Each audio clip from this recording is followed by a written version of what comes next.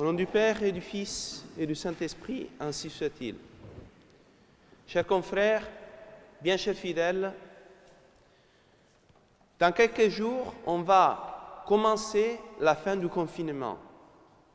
Je dis commencer car vous savez bien qu'il y a encore beaucoup de choses qui restent interdites, entre autres les cérémonies publiques du culte qui, d'après nos gouvernants, sont aussi importantes que les sports en collectivité ou le tourisme. Mais ce n'est pas de cela que je veux parler. La fin du confinement va commencer. Vous pourrez aller visiter vos proches et vos amis. Beaucoup d'entre vous reprendront le travail qu'ils ont dû arrêter. Les enfants des classes primaires rentreront à l'école. Il vous sera permis de sortir du rayon d'1 kilomètre de chez vous. Autant de choses qui ont une importance vitale. Il est tout à fait légitime d'y aspirer.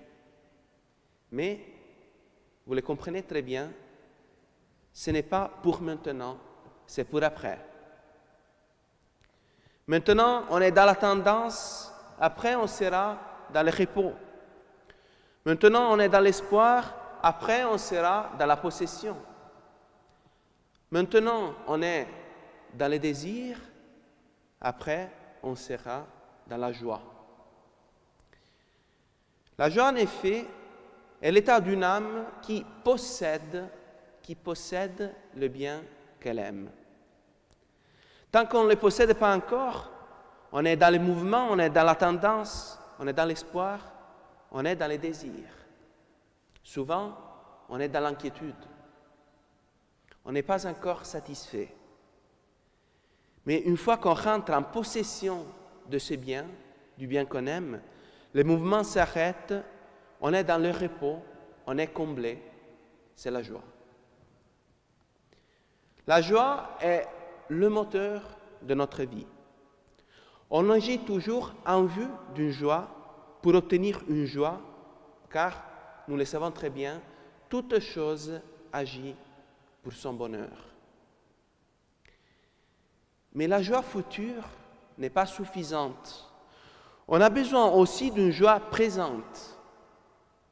Celui qui n'a à présent aucune joie, c'est celui qui est convaincu de ne posséder aucun bien. Il est dans la tristesse complète, il n'a plus aucune raison de vivre ou d'agir. Pourquoi avons-nous résisté au confinement?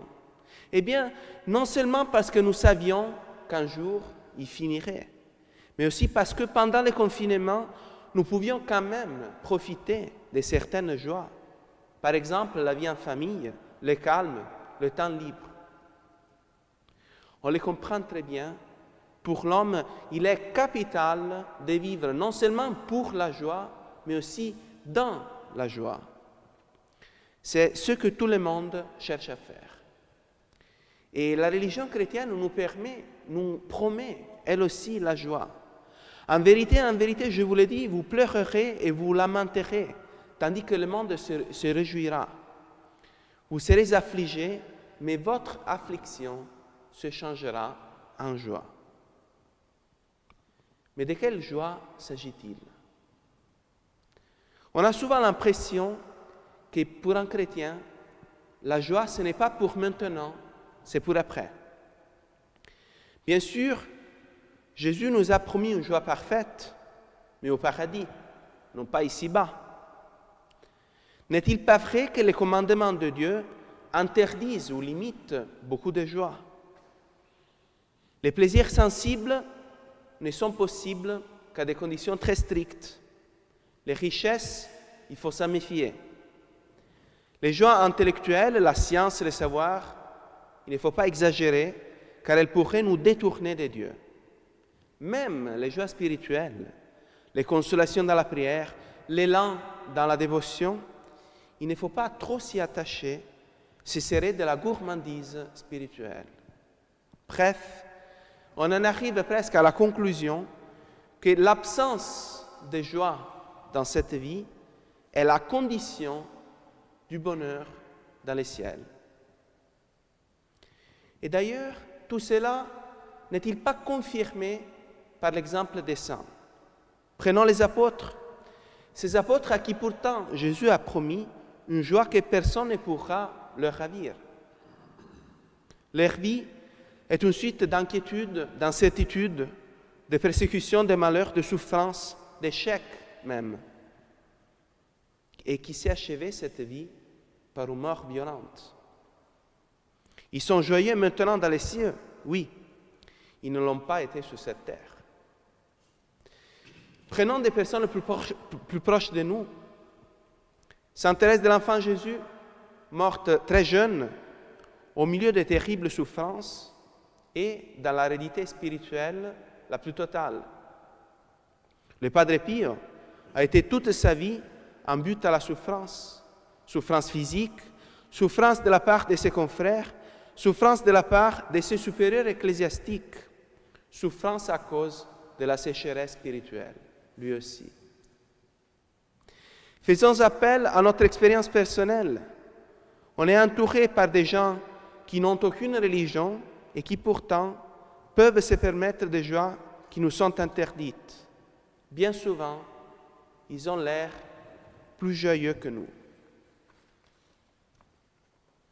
Oui, il semble bien que pour un chrétien, la joie n'est pas pour maintenant, c'est pour après. N'est-ce pas cela que la Sainte Vierge a dit à Sainte Bernadette? Je n'étais pas promis de te rendre heureuse dans cette vie, mais dans l'autre.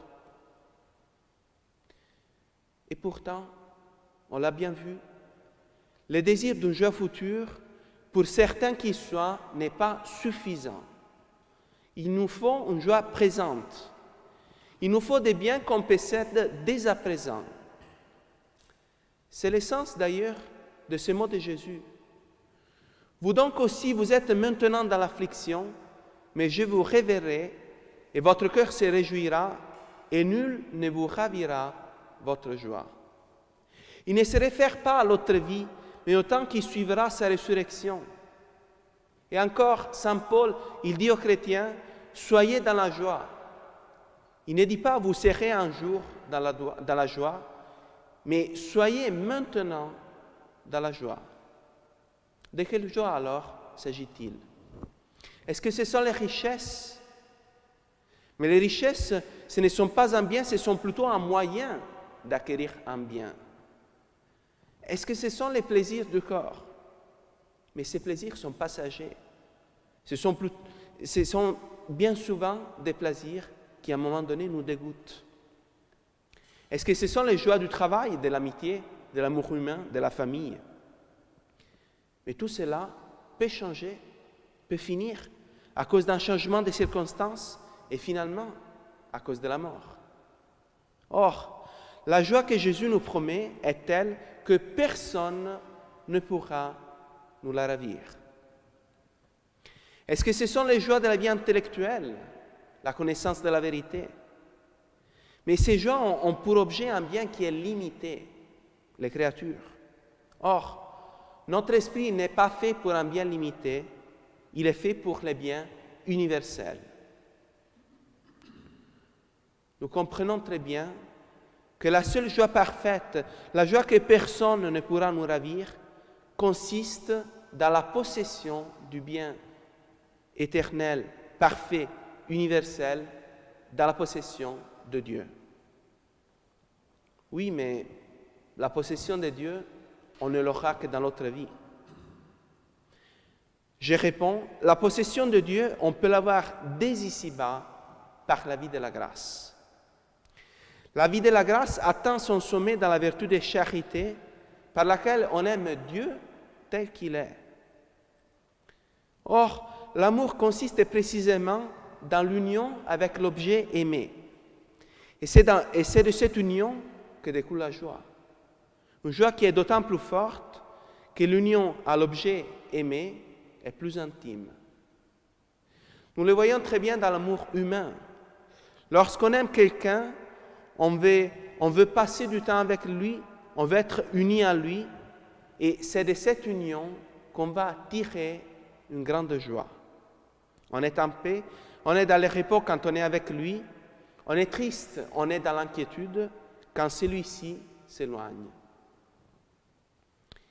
Il en est de même, toute proportion gardée, pour l'amour de Dieu. Plus on aime, plus on est uni à lui par la charité, et plus on est dans la joie. Et c'est une joie que personne ne peut nous ravir, car elle ne dépend pas des circonstances de la vie. Comme le dit saint Paul, qui nous séparera de l'amour du Christ? Sera-ce la tribulation ou l'angoisse ou la persécution ou la faim ou la nudité ou les périls ou l'épée? Mais dans toutes ces épreuves, nous sommes plus que vainqueurs par celui qui nous a aimés. Car j'ai l'assurance que ni la mort, ni la vie, ni les anges, ni les principautés, ni les choses présentes, ni les choses à venir, ni les puissances, ni la hauteur, ni la profondeur, ni aucune autre créature ne pourra nous séparer de l'amour de Dieu dans le Christ de Jésus, notre Seigneur. Vous l'avez bien compris, les motifs de la joie chrétienne, c'est l'amour de Dieu, un amour dont personne ne peut nous séparer, si ce n'est, hélas, que nous-mêmes, par les péchés mortels. Et cet amour est possible dès ici-bas. Certes, il n'est pas aussi parfait, il n'est pas aussi stable que la béatitude du paradis, où nous ne pourrons plus pécher. Mais il est largement suffisant pour nous donner la joie dont on a besoin en cette vie. Et nous comprenons maintenant l'essence profond des commandements de Dieu. Il ne s'agit pas de nous interdire certaines joies, il s'agit d'écarter des entraves à l'amour de Dieu. On sait très bien qu'il y a des joies qui sont opposées à d'autres. On ne peut pas avoir en même temps et la joie du mariage et la joie qui consiste dans la possibilité de choisir un autre homme ou une autre femme. La fidélité est une condition indispensable à la joie conjugale. Ce n'est pas juste une interdiction, c'est ce qui rend possible le vrai amour entre époux. Il en est de même pour les commandements chrétiens. Il ne s'agit pas d'éliminer toute joie qui n'est pas l'amour de Dieu, mais seulement ces joies qui s'opposent à l'amour de Dieu. Les saints, malgré leurs souffrances et leurs inquiétudes, frappaient leur entourage par leur joie parfaite. Saint Paul, on l'a vu, commande à ses fidèles d'être toujours dans la joie.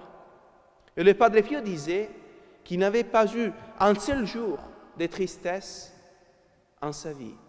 Pas un seul jour de tristesse. Comment se fait-il? Eh bien, c'est que le motif de leur joie ne se trouvait pas dans un bien périssable, mais dans l'amour de Dieu que nul ne peut nous ravir. Comme le dit notre Seigneur, ne vous amassez pas des trésors sur la terre, où la rouille et les vers rongent, et où les voleurs percent les murs et dérobent. Mais amassez-vous des trésors dans les ciels, où ni les vers ni la rouille ne rongent, et où les voleurs ne percent pas les murs ni ne dérobent. Car là où est votre trésor, là sera aussi votre cœur. Certes, la joie d'ici-bas est peu de choses par rapport à la joie du paradis. Pourtant, c'est une joie vraie, c'est une joie authentique, une joie profonde, une joie stable, une joie pure, en avant-goût du ciel. On peut dire sans exagérer que la béatitude éternelle commence ici-bas. Oui, la béatitude éternelle commence ici-bas. Celui qui aime Dieu, celui qui cherche chaque jour à aimer davantage Dieu, le connaît bien. Une question, cependant, se pose. Si la joie du chrétien doit consister dans l'amour de Dieu, que faire des autres joies? Que faire des joies sensibles? Que faire des joies intellectuelles que pourtant nous désirons si naturellement et si intensément? Eh bien, si vous pensez que ces joies doivent être éliminées, vous vous trompez. Comme le dit saint Thomas, personne ne peut vivre sans aucune joie sensible. C'est dans la nature de l'homme, qui est composée d'âme, mais aussi de corps. Et pourtant, il faut mettre de l'ordre. On ne peut pas rechercher une joie inférieure au détriment d'une joie supérieure? Que penserez-vous d'un couple où l'un de deux aime tellement les voyages qu'il néglige la vie conjugale qui finalement entraîne la rupture du mariage? Qu'en penserez-vous? Eh bien, les joies naturelles nous sont permises et nous sont même nécessaires, mais en condition qu'elles n'entraînent pas la perte ou la diminution de la joie surnaturelle, de la joie suprême, qui consiste dans l'amour de Dieu. Le christianisme ne consiste pas à éliminer, il consiste à ordonner. Et une autre question se pose. Si l'amour de Dieu est la joie la plus parfaite que nous puissions avoir, pourquoi il y a d'autres joies qui nous entraînent davantage? Eh bien, cela dépend du fait que les joies naturelles, et particulièrement les joies sensibles, sont plus faciles à connaître et aussi plus faciles à obtenir. De plus, comme elles s'adressent au corps, elles ont une intensité plus forte et permettent de soulager la douleur et la tristesse physique. Voilà pourquoi elles nous entraînent davantage. Mais si on y réfléchit bien, les joies spirituelles sont bien plus fortes et plus nobles, car elles ont pour objet un bien plus élevé et plus stable. Elles sont peut-être moins intenses, mais elles sont plus profondes et plus pleines. Et surtout, personne ne peut nous les ravir. C'est en ces joies spirituelles qu'on trouve la vraie paix, c'est là qu'on trouve notre parfait achèvement. La joie chrétienne peut être comparée au fond de la mer. La surface peut être calme ou agitée, tranquille ou en tempête. Le fond, lui, reste toujours immobile. Voici l'objet de nos aspirations, voici l'objectif de nos prières, voici l'accomplissement de tous nos désirs. Au nom du Père et du Fils et du Saint-Esprit, ainsi soit-il.